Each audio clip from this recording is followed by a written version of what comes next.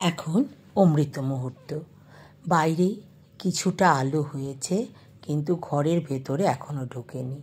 এই যে ছোট্ট একটু সূর্যের আভা দেখা যাচ্ছে ভোরের আকাশে। জানলার ভেতর দিয়ে একটু ক্যামেরা বন্দি করে নিলাম। কত সুন্দর লাগছে দেখুন। আর এই মুহূর্তে উঠে আপনি যদি একটু নাম জপ, একটু ঠাকুরের বই পড়েন, তখন দেখবেন মনে একটা আলাদা শান্তি লাগে। সকালবেলায় জানালার ভেতর দিয়েই আমার দুটো বাগান আমি দেখে নিই। সূর্য যখন একদম উঠে যায়, তখন আমি সবার আগে খুলে যাই বাগানে। Good morning. আমি মর্নিংয়ে দরজা খুলি, আমি ভাবলাম এই ভিডিওটা আপনাদেরকে শেয়ার করি যে গাছ কত সেন্সিটিভ। দেখুন, আপনাদের সাথে আমি শেয়ার করেছিলাম যে গাছগুলো দেখুন কত সুন্দর হয়েছে। যাচ্ছি এই গাছটা ডাইরেক্ট রৌদ্র, গত দুদিন ধরে আমি বাড়ির বাইরে ছিলাম আর আমি দেইনি। ডাইরেক্ট রৌদ্রে কি হতে পারে কিছু গাছের, এই যে দেখুন, এই যে দেখুন কি অবস্থা হয়েছে। তারপর তো এগুলি আছে, এই দেখুন ক্যালাডিয়ামের পাতাটা আমি বোধহয় আপনাদের সাথে শেয়ার করেছিলাম। যদিও ক্যালাডিয়ামের পাতা এই হলুদ হয়ে যায়, কিন্তু এই জিনিসটা যখন পড়ে যাবে এইভাবে, তখন বুঝবেন যে জিনিসটা আপনার রোদের জন্য হয়েছে। এবার আপনাকে দেখাচ্ছি, এই যে দেখুন, এই যে মিনি কামিনী, যে গাছটা খুব সুন্দর, সেটাকে যত্ন করতাম। দেখুন উপরে পাতাগুলো গোল্ডেন হয়ে গেছে, আর ইটস ফর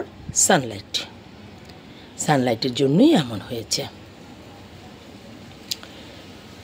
তুলসী গাছগুলোকে স্নান করাই, মানে জল দিই তুলসী গাছগুলিতে। দেখুন কালকে সকালে দিয়েছি, আর 24 ঘন্টা প্রচণ্ড রৌদ্র যখন থাকে না, তখন গাছ, ছোট গাছগুলি সহ্য করতে পারে না, সরিয়ে দিই।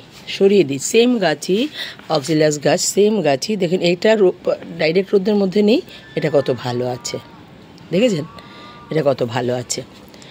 আবার এদিক দিয়ে দেখুন, এই গাছগুলো আমার, এই যে অক্সিলাস গাছ, এটা ভালো আছে।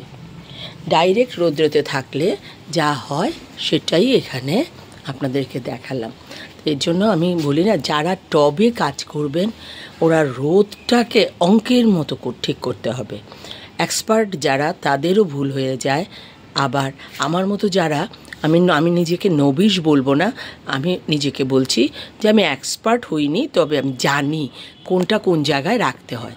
এই জায়গাটায় দেখুন, আমি যদি বাড়িতে থাকতাম আমি ঠিক চেঞ্জ করে দিয়ে যেতাম। এই যে টবে রৌদ্র চেঞ্জ করাটা একটা কন্টিনিউশন প্রসেস, আর না হলে হঠাৎ দেখবেন আপনার লাইভলি গাছটাও কেমন মজে গেছে। এই গাছগুলি মরবে না, এখনই আমি এগুলিকে ঝেড়ে টেড়ে পাতা ফেলে দেবো, আর যেটা কাটার এটাকে কেটে দেব।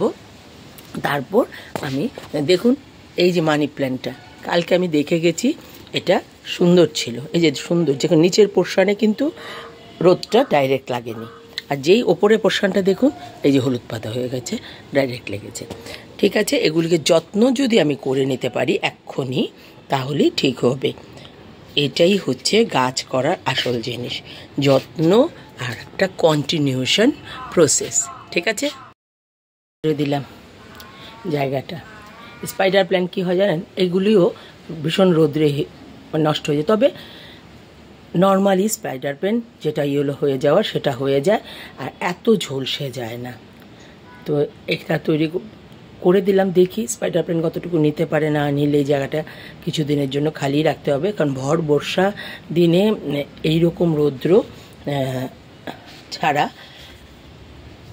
মানে এমন রৌদ্রওয়ালা কোনো দিন আমি দেখিনি এই এত বর্ষার মধ্যে।